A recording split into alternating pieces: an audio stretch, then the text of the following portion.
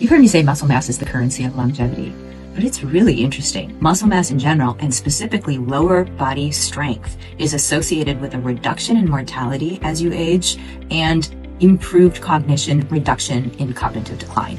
Like, that's big. And who knew that doing squats your whole life is going to not only kind of help you live longer, but help your brain function better as you age. So I spend a lot of time building muscle.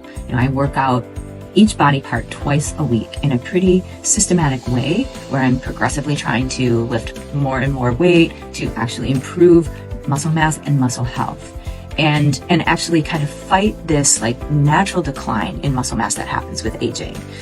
And because I do that, then the structural kind of maintenance work that I do is all that much more important. So I think if I worked out consistently and didn't do structural kind of maintenance, I'd probably head for a back surgery in my life. And this is because of an early injury that I had related to being hit by a car as a pedestrian at age 8.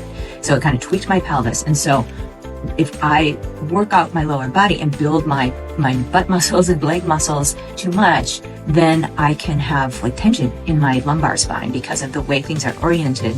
So it's absolutely vital for me that I do deep tissue massage every week. So for years, I have scheduled a deep tissue massage weekly, and I can't do it every week if I'm out of town or have like meetings that kind of interfere, but that's my goal, is to try to do deep tissue massage once a week, because it unwinds fascial adhesions, kind of like diagnoses and treats like these tension patterns that maybe I flared up by, tweaking something. You're just being slightly imbalanced when I was working out.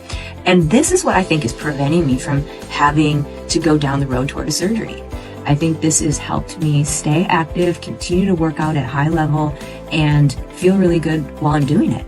And I also have found utilizing things like Shockwave here has been indispensable to keeping my body in good working order. I see Shockwave as breaking up fascial adhesions. Sometimes, you've got these particular holding patterns in your body, and you literally get the cementing of the saran wrap covering over your muscles. If, there's this kind of chronic tension pattern, and then that makes it hard to loosen those muscles up. They're stuck in that kind of tension pattern. So the Shockwave goes in there and breaks up the fascial adhesions, kind of liberating the muscles so that you can stretch them out properly and work to realign the structure, train with an aligned structure so that you don't have abnormal wear and tear. So I urge people to consider doing this kind of preventive maintenance for the structure, for your structural health, so that you don't have to walk down the road toward some sort of orthopedic surgery in your life, because that has pretty serious ramifications, especially if you get one when you're older. The general anesthesia, the surgery, the being bedridden afterwards, the loss of muscle mass that ensues, all of these things have pretty big consequences on your physical and cognitive health as you age. So it's best to avoid this at all costs if you can.